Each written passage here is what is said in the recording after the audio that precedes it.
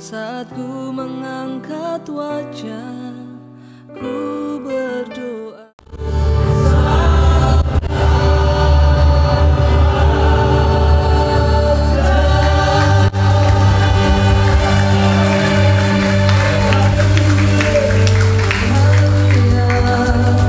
Segala pujian, hormat, kemuliaan hanya bagi Engkau Yesus, Tuhan dan Raja kami. Terima kasih buat kesempatan siang hari ini Tuhan. Engkau terus berikan kami kesehatan, kekuatan. Kami tahu semua karena anugerah Tuhan. Bahkan semua yang masih bisa kami nikmati siang ini, itu semua karena anugerah-Mu Bapa. Tuhan, kami mau mempersiapkan hati untuk mendengarkan pesan-Mu Tuhan. Berbicara bagi setiap kami. Urapi hamba-Mu yang tidak ada apa-apanya Tuhan. Sampaikan isi hati-Mu dalam nama Yesus. Kami yang membuka hati bagi firman Tuhan, mari katakan bersama amin. Tepuk tangan sorak-sorai buat Tuhan. Silakan duduk Bapak Ibu yang terkasih. Shalom. Apa kabarnya? Luar biasa. Walaupun lagi ada masalah luar biasa? Oh haleluya ya. Iya, hari ini kita akan sama-sama belajar firman Tuhan tentang kita hari ini memperingati kelahiran Kristus.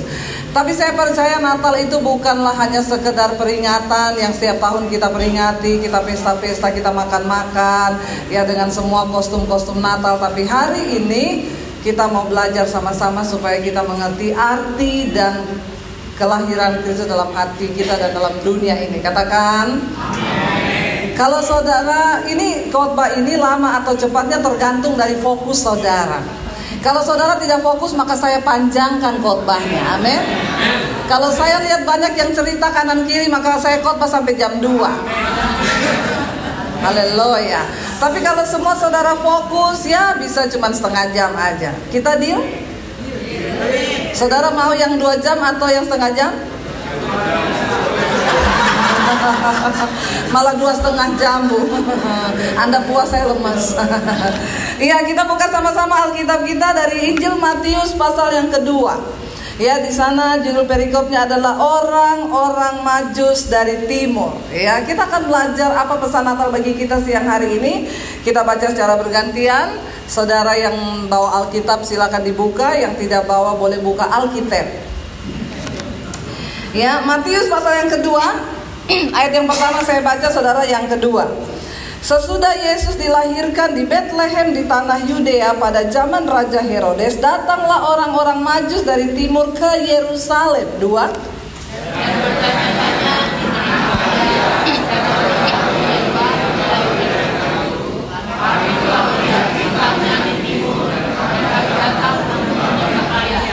Mantap yang baca ini ya. Ini nggak tahu karena lapar atau semangat saudara ya. Yang ketiga, ketika Raja Herodes mendengar hal itu, terkejutlah ia beserta seluruh Yerusalem. 4.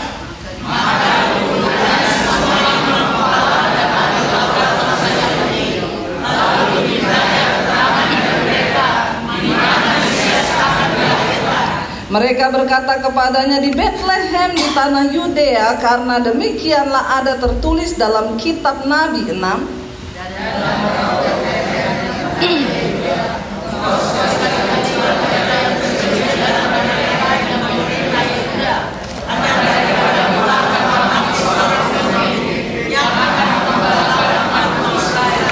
Lalu dengan diam-diam Herodes memanggil orang-orang Majus itu dan dengan teliti bertanya kepada mereka, bila mana bintang itu nampak? 8.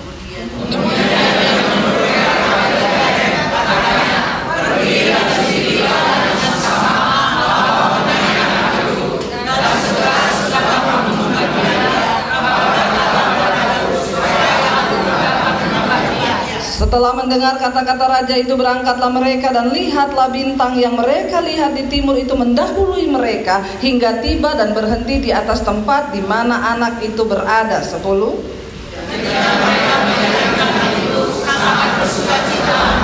Sebelah sama-sama.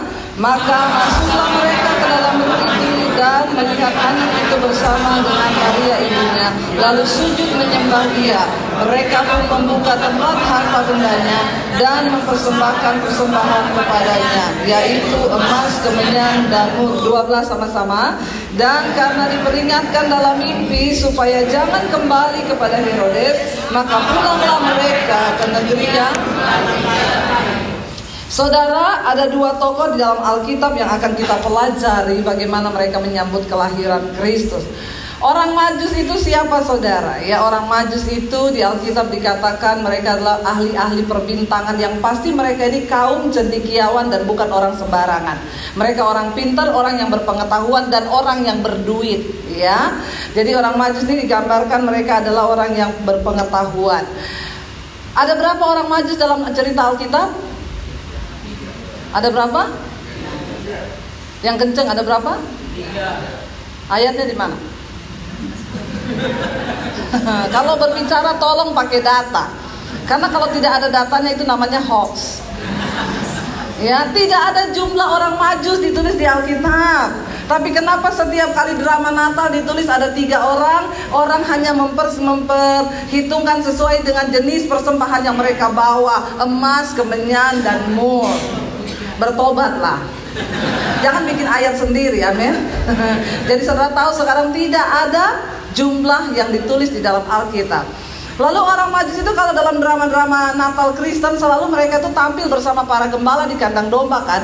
Jadi ceritanya ya orang gembala-gembala kambing itu datang, lalu orang Majus juga datang, lalu mereka datang di palungan. Tidak usah lihat yang baru datang, lihat saya saja. Amin. Gak usah gagal fokus. Ya, dan selalu dicerita di Alkitab itu adalah ketika gembala datang, Yesus di palungan masih bayi, lalu orang Majus juga datang. Itu juga cerita yang menyesatkan. Karena diperkirakan orang Majus datang, Yesus tidak bayi lagi. Dia sudah menjadi seorang anak. Dan Alkitab tadi bilang mereka datang bukan di kandang. Ketika bintang itu menunjukkan tempat itu, maka masuklah mereka ke dalam rumah, bukan ke dalam kandang. Ya, jadi ayo kita bertobat hari ini dan jangan bikin ayat baru. Kita tahu bersama orang Majus adalah para cendekiawan, orang pintar. Mereka datang mencari Yesus. Ada 2 tokoh dalam ayat ini yang sudah kita baca. Yang pertama orang Majus, yang kedua Herodes. Dua-dua mencari Yesus. Hari ini kita termasuk di tipe yang mana? Alkitab berkata orang Majus datang dari timur. Mereka melewati padang gurun, mungkin perjalanan berhari-hari. Mereka bayar harga untuk mencari sang juru selamat yang baru lahir itu. Ketika mereka datang melewati padang gurun, mungkin lembah, dan mereka mengikuti bintang yang ditunjukkan oleh Tuhan, menunjukkan tempat bayi itu lahir. Lalu mereka ketemu Herodes. Mereka bilang apa? Kami sedang mencari juru selamat yang akan lahir itu. Untuk apa? Menyembah. Saudara, hari ini kita semua mencari Tuhan. Kita harus mencari Tuhan. Ya, untuk apa? Untuk menyembah. Semua yang ikut di sini agama Kristen? Nggak ada yang lain ya? Semua Kristen kan di sini? Ya, ada yang lain? Nggak apa-apa kalau ada yang lain. Saudara, kita perlu mencari Tuhan.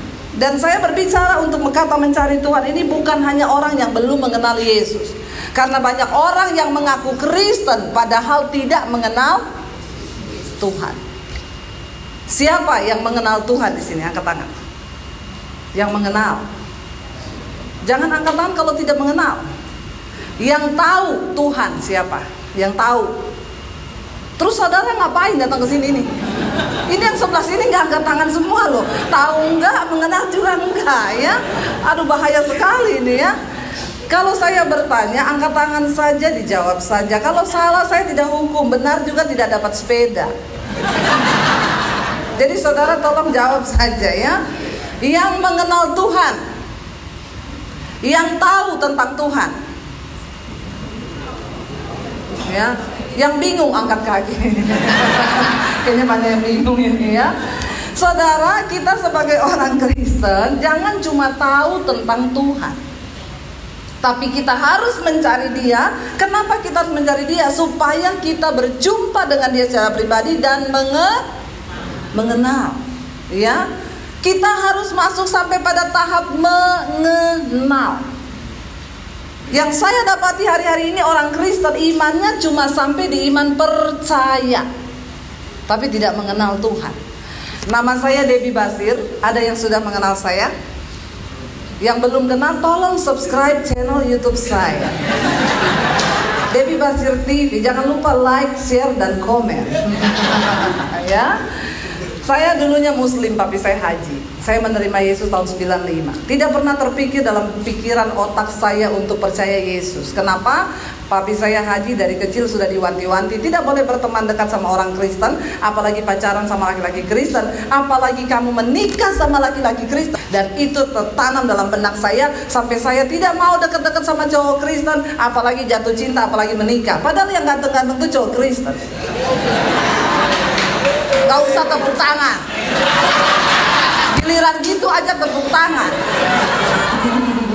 Itu namanya memuji diri sendiri. Ya, kenapa yang ganteng-ganteng itu cowok Kristen? Karena punya sinar kemuliaan. Tapi tidak semua. Saya belum titik, masih koma. Hanya yang mengenal Tuhan. Yang tidak mengenal Tuhan tidak ada sinar. Ya, Anda gelap. Lalu saya dulu punya agama, tapi saya tidak mengenal Tuhan. Saya punya agama. Saya diajarkan bagaimana beragama. Tapi percayalah saudara, yang manusia butuhkan di dunia ini bukan agama. Karena agama itu cuma bikin kekacauan seringkali. Buktinya ada yang bilang, saya agama ini, kamu siapa? Kamu kafir, kamu ini. Saya punya kafling di sorga. Ya, yang lainnya kafir, karena sorga sudah dibuki. Udah dikapling saudara ya, nggak apa-apa lah.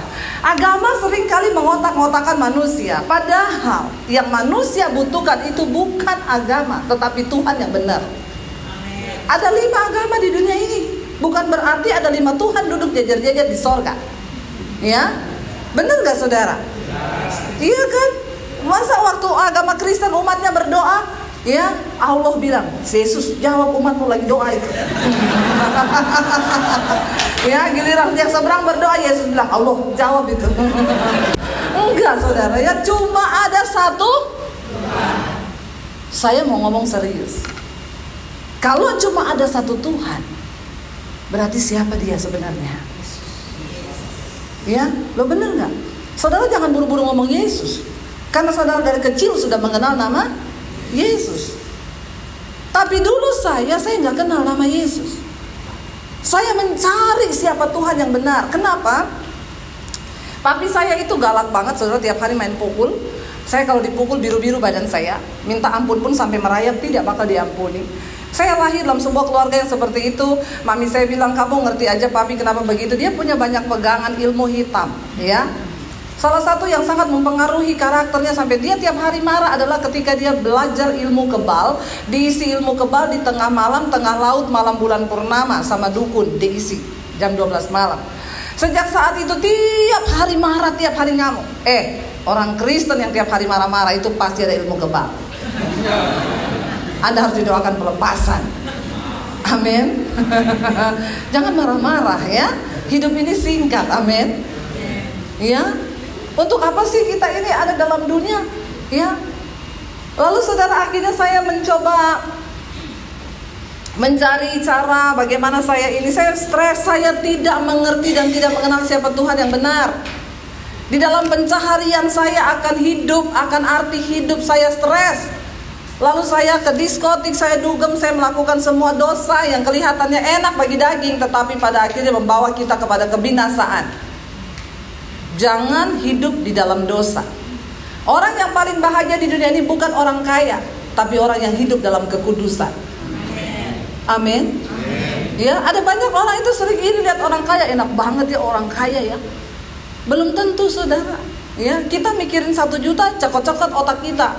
Orang kaya mikirin 10M, padahal bedanya cuma di 0. Saudara tahu maksudnya apa? Hidup ini sebenarnya kan cuma kehampaan. Ya. Kalau orang berkata bahwa hidup adalah pilihan, maka bagi saya ada dua hal yang kita nggak pernah bisa pilih di hidup ini. Yang pertama, lahir. Tidak ada seorang pun dari kita yang memilih untuk dilahirkan. Ada di sini yang ngomong, Tuhan saya mau dong lahir, nggak ada kan? Bahkan kita nggak pernah ditanyain mau lahir apa enggak. Bener nggak? Pernah ditanyain saudara, dimintai persetujuan, tanda tangan di atas materai, mau lahir apa enggak? Kita nggak pernah ditanya mau lahir di keluarga yang kayak apa. Ada keluarga yang miskin, keluarga yang happy, keluarga yang brengsek. Kita berada di sana tanpa pernah bisa memilih. Yang pertama yang kita nggak pernah bisa pilih adalah lahir. Ya, kita juga nggak pernah bisa pilih terlahir dengan bentuk muka yang kayak apa. Ada yang hidungnya mancung, ada yang pesek, bener nggak? Yang penting bersyukur saja lubangnya 2 menghadap ke bawah, itu sudah normal. Amin. Tidak usah operasi. Kecuali lubangnya 2 menghadap ke atas harus operasi. Bukan apa-apa kalau hujan masuk air mati. Nggak bisa napas ya. Jadi kita nggak pernah bisa pilih kan hidup ini. Ya, jangan menyesali diri. Ada yang kulitnya putih, ada yang hitam. Nggak apa-apa. Itu artinya berbeda, itu indah. Yang putih itu dari tanah liat, yang agak-agak hitam dari tanah dekat got. Tapi sama-sama tanah kan. Bener nggak? Ya, kita semua kalau mati kembali jadi tanah. Tapi kalau hidupmu terlalu banyak masalah, saya curiga Anda dicipta dari tanah sengketa. Mending tanah dekat got daripada tanah sengketa, bener nggak? Jadi masalah terus hidup itu harus dipatahkan dan didoakan pelepasan. Tidak usah sombong. Kalau hari ini mungkin kita merasa kita lebih pintar, lebih kaya, lebih terhormat, lebih berpangkat saudara, karena pada waktu kita mati satu saat nanti kita nggak bawa apapun. Yang kedua yang kita nggak pernah bisa pilih yaitu dia mati. Nggak ada orang yang tahu tanggal matinya tanggal berapa kan? Ada di sini yang tahu? Enggak kan? Kita juga nggak tahu kita mati dengan cara apa. Dan itu tidak penting untuk kita tahu. Yang terpenting adalah ketika kita diberi kesempatan hidup, pakai itu. Untuk apa? Mencari Tuhan. Seperti orang Majus, mereka turun lembah, naik melewati padang gurun untuk mencari sang juru selamat itu. Cari Tuhan. Jangan sombong kalau hari ini engkau merasa engkau masih muda. Ya, karena tidak semua orang mati tua. Kalau saya bicara tentang kematian, saudara jangan melirik sama yang rambut putih. Terus saudara lihat dia sambil ngomong, kayaknya dia duluan. Dengar baik-baik, tidak semua yang lebih tua yang mati duluan. Sekarang itu yang muda-muda banyak. Bener nggak? Umur 40, 30 ya. Nggak disangka-sangka loh ya. Orang meninggal. Jangan sombong kalau hari ini engkau merasa engkau sehat. Karena tidak semua orang mati sakit. Ya, tidak semua orang meninggal karena sakit. Saya punya teman divonis dokter, saudara kena kanker. Dan kata dokter tinggal 6 bulan lagi. Ternyata 1 tahun tidak mati. 2 tahun tidak mati, 3 tahun tidak mati, bertahun-tahun tidak mati-mati. Ada saudara yang sehat nggak ada apa-apa, tiba-tiba dapat kabar meninggal umur 40 tahun. Lagi mandi mau ke gereja, pecah pembuluh darah di otak besar, dibawa ke rumah sakit tidak tertolong lagi. Teman saya suaminya, dia bilang sama suaminya gini, Pak itu plafon kamar di luar kita bocor loh, panggilin tukang ya. Suaminya bilang gak usah panggil tukang, itu kan pendek, nanti saya aja yang perbaiki. Dia lagi perbaiki saudara, ada lebah yang agak hitam itu terbang mengelilingi dia. Lalu tiba-tiba hinggap di dada kirinya. Waktu hinggap di dada kiri, dia ditikam di situ, digigit sama lebah itu, diatup ya. Soalnya bahasanya macam-macam. Ada yang Jawa beda, ada yang Sulawesi beda ya. Pokoknya begitulah ya. Disengat, bahasa Indonesia yang betul dan benar tuh disengat ya. Sama lebah, tiba-tiba dia pusing, jatuh, turun di bawah pingsan. Sama istri dan anaknya dibawa lari ke rumah sakit. Sampai di rumah sakit dokter bilang sudah tidak tertolong, dia sudah meninggal. Dokter bilang gini, Bu ini sebenarnya lebah biasa. Kalau dia tikam di bibir cuma bengkak bibirnya. Tapi dia tikam pas di pembuluh darah di jantung. Jadi itu lebah punya bisa, dia punya racun langsung masuk ke dalam jantung dan jantungnya langsung berhenti pet. Istrinya bilang kalau saya tahu saya suruh tukang Bu yang manjat. Berarti yang diharapkan mati siapa?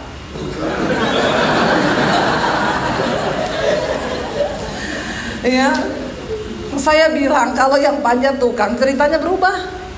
Ya, Suami saya lagi tidur mati. Kenapa? Ada lebah masuk kamar. Lalu ditikam lagi tidur. Jadi bukan soal tukangnya, bukan soal tempatnya, tapi memang time limit hidupnya sudah selesai. Amin. Bilang kanan kirimu, berjaga-jaga. Bilang, ya siapa tahu nanti malam di absen. Saudara, tidak ada kan yang tahu hidup ini, benar nggak? Nggak ada yang tahu, ya. Begitu kita dipanggil harus pulang.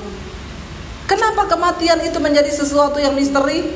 Supaya kita hidup berjaga-jaga. Karena kita tidak tahu. Saya yakin kalau dikasih tahu orang itu ya, kamu nanti hidup sampai tanggal 30 Desember. Itu dia berdosa sampai tanggal 28. Begitu tanggal 29 ketemu, bro gimana kabar? Shalom. Ya, mau kemana bro? Haleluya. Kemana? Doa puasa di gereja. Lu kok jadi aneh? 2 hari lagi mati. Ya, bener nggak? Kenapa Tuhan nggak kasih tahu supaya kita berjaga? Ya, hidup ini singkat. Ya, jadi mari kita berjaga, cari Tuhan. Kenapa kita harus cari Tuhan? Karena kita tidak bisa memegang semua kendali atas hidup kita, termasuk nafas kita. Ya, yang kedua, saudara. Ya, siapa tokoh yang kedua yang mencari Yesus? Yaitu Herodes. Untuk apa dia mencari bayi Yesus? Karena dia tahu Yesus akan lahir, dia akan menjadi raja atas Israel. Dia berpikir ini kedudukannya bakal tersingkirkan. Herodes mencari Yesus karena sebuah kepentingan. Orang Kristen banyak nggak yang cari Yesus karena kepentingan? Wakeh, akeh kalau orang Jawa bilang ya. Banyak, kabeh rata-rata. Ya, kenapa orang Kristen mencari Tuhan? Supaya diberkati, supaya usaha diberkati, supaya rumah tangga diberkati. Ya, padahal saudara, kenapa kita mencari Tuhan? Yaitu tadi, karena kita tidak mengerti hidup ini, bahkan nyawa pun kita tidak tahu umur kita sampai kapan. Kenapa kita cari Tuhan? Karena kita butuh Tuhan lebih dari segala-galanya. Makanya Yesus berkata, carilah dahulu kerajaan Allah dan kebenarannya, maka semuanya akan ditambahkan kepadamu. Ada orang datang sama saya, Bu, saya ini kenapa ya usaha itu kok tidak berhasil, semuanya gini. Kenapa ya Bu? Tuhan itu, Pak, jangan cari Tuhan supaya usaha diberkati. Cari dulu kerajaan Allah dan kebenarannya, karena kita butuh Tuhan untuk sebuah tujuan sampai pada hidup yang kekal. Karena kita cari Tuhan bukan hanya untuk kebutuhan hidup di dunia ini, bukan. Waktu kita mati nanti ada satu kehidupan yang sampai pada kekekalan. Jadi kematian bukan akhir dari kehidupan. Kematian awal dari sebuah kehidupan di dalam kekekalan. Kekal di sorga bersama Tuhan jika hidup kita berkenan. Kekal di neraka jika hidup kita tidak berkenan. Orang Kristen sekarang itu ya sama Tuhan main judi, ngasih persembahan supaya dapat balik. Ya, apalagi ada saudara ya, saya kalau pelayanan di gereja tertentu itu, mari kita akan memberi persembahan bagi Tuhan. Kita naikkan satu pujian, persembahan kami sedikit sekali. Udah sedikit ngomong apa? Kiranya Tuhan terimalah dengan senang hati. Kurang ajar tak? Ngasih sedikit sekali, minta Tuhan terima dengan senang hati. Maka terdengar suara dari surga, malaikat bernyanyi, berkat yang ku beri apa? Sedikit sekali. Terus kiranya engkau terimalah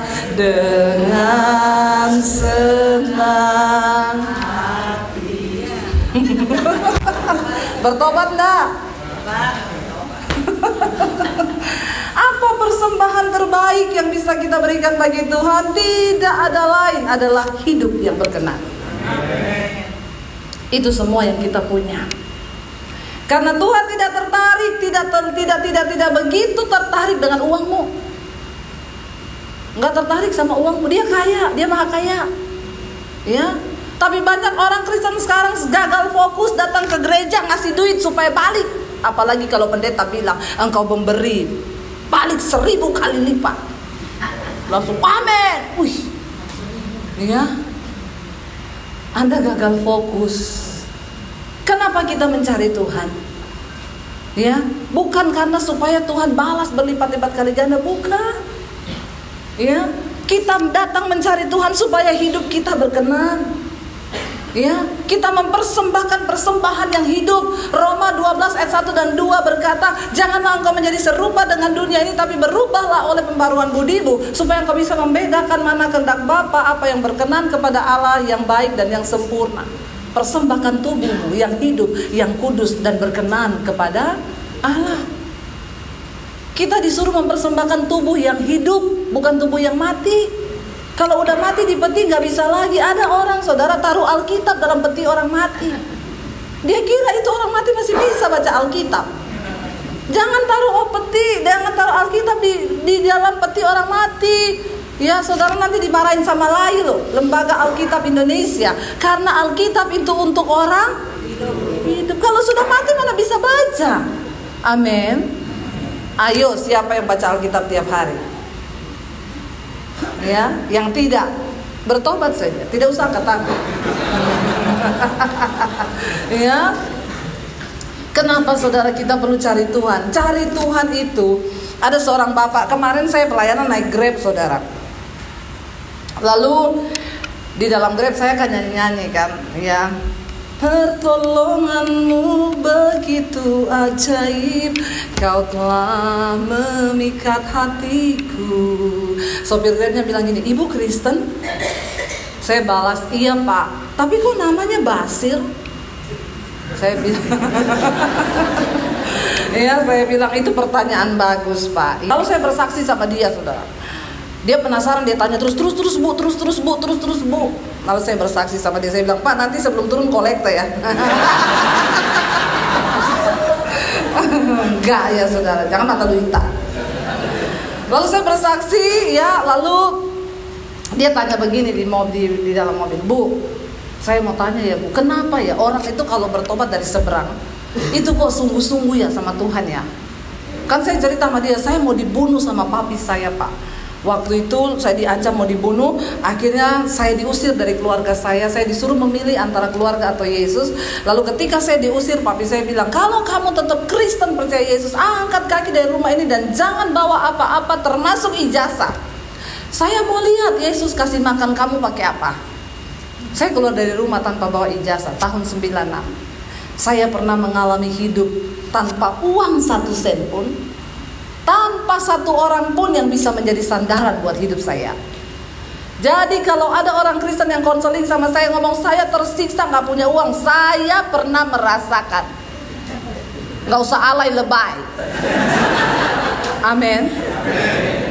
Banyak pendeta takut ngasih nomor telepon sama jemaat, nanti itu minta-minta uang. Oh saya tahu jurusnya, saya pernah mengalami.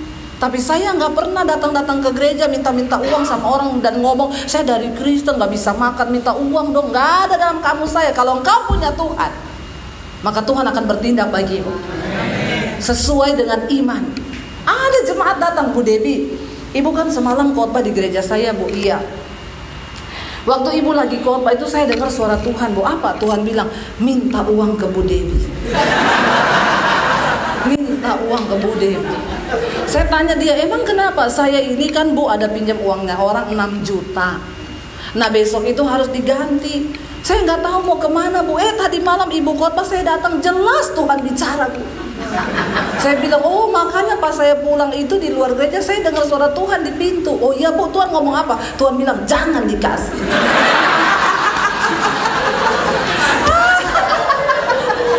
Enak aja lu ya. Kalau saya mau kasih duit 1 sama kamu, bukan kamu yang dapat peneguhan, saya yang dapat peneguhan. Benar nggak? Saya bilang sama dia, ibu, saya sering mengalami nggak ada duit dulu waktu saya ikut-ikut Tuhan ya. Tapi saya punya kenalan banyak orang kaya. Nggak pernah saya WA orang kaya, shalom ibu, saya lagi dalam pergumulan bu. Terus saya berdoa, Tuhan kasih lihat mukanya ibu. Ini nabi palsu. Kalau pendeta sudah berbicara tentang uang dan meminta-minta uang kepada orang, itu sudah nggak benar. Kenapa? Karena hati-hati dengan uang. Yesus mensejajarkan dirinya dengan Mamon. Dia bilang orang nggak bisa mengabdi pada dua tuan, pada Allah dan pada Mamon. Kenapa saudara? Karena satu-satunya yang bisa menggeser posisi Tuhan dari hidup manusia itu adalah uang. Di dunia ini yang orang cari pertama siapa? Tuhan. Yang mengenal Tuhan cari Tuhan. Yang nggak kenal Tuhan yang dia cari di dunia apa? Uang. Ya, saudara cari apa? Tuhan dan uang. Nggak usah pura-pura, saya tahu. Ya, kita cari Tuhan nomor satu kan. Nomor dua baru cari. Ya, uang itu tidak dibawa mati. Uang bukan segalanya. Uang nggak dibawa mati. Dia bilang, iya bu memang, tapi tidak ada uang bawaannya. Ya. Kita butuh uang, tapi uang bukan segalanya. Ada saatnya uang bahkan tidak bisa beli nyawa. Selama Tuhan kasih kita waktu, ayo cari Tuhan. Seperti orang Majus yang datang mencari. Dan jangan bawa persembahan sedikit sekali. Karena orang Majus datang membawa apa? Emas, kemenyan, dan mur. Yang terbaik dia bawa hidup, dia bawa semua hartanya. Apa yang kau bisa lakukan bagi pekerjaan Tuhan? Kalau Tuhan berkati kita lebih, kalau engkau diberkati lebih, jangan naikkan standar di hidupmu, tapi naikkan standar memberimu. Amin. Ya, dan kita akan melihat saudara, apakah bahagia kita di dunia ini waktu kita hidup takut akan Tuhan dan hidup menjadi berkat buat orang di sekeliling kita. Karena saudara semuanya fokus, saya sudahi khotbah ini. Cukup sampai di sini. Kita percaya biar Natal tahun ini menjadi Natal yang membawa berkat. Sebentar lagi kita akan tinggalkan tahun 2019. Dan kita akan memasuki tahun yang baru 2020. Mari kita masuk dalam dimensi yang baru. Tinggalkan dosamu, amin. Yang masih punya selingkuhan bertobat. Amin. Jangan tertawa, bilang amin ya yang benar. Dicatat sama malaikat loh, ya. Tahun 2020 kami mau masuk dengan hidup yang kudus Tuhan. Semua selingkuhan kami tinggalkan. Jangan sampai di depan peti dia datang menangis, lalu istrimu mengutuki engkau. Saya berdoa supaya semua kita hari ini menemukan apa sih makna Natal. Yesus itu adalah terang telah datang ke dalam dunia, dan kita semua akan berjumpa dengan dia, lalu hidup kita diubahkan dan kita boleh menjadi berkat bagi orang lain. Kita bangkit berdiri bersama. Kita naikkan satu pujian. Terima kasih Tuhan. Terima kasih Bapa. Terima kasih Yesus.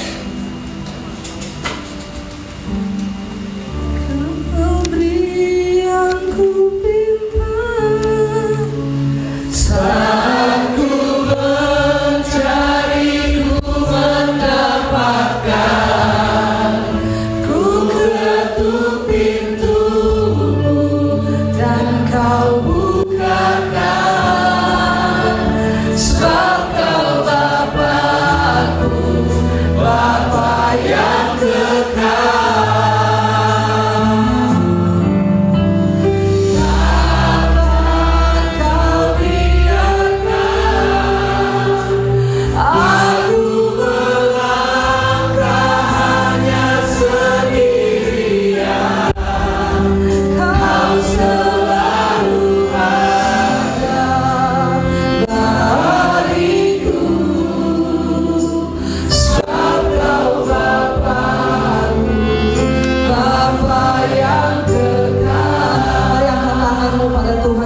Kau beri yang kami minta ya Tuhan.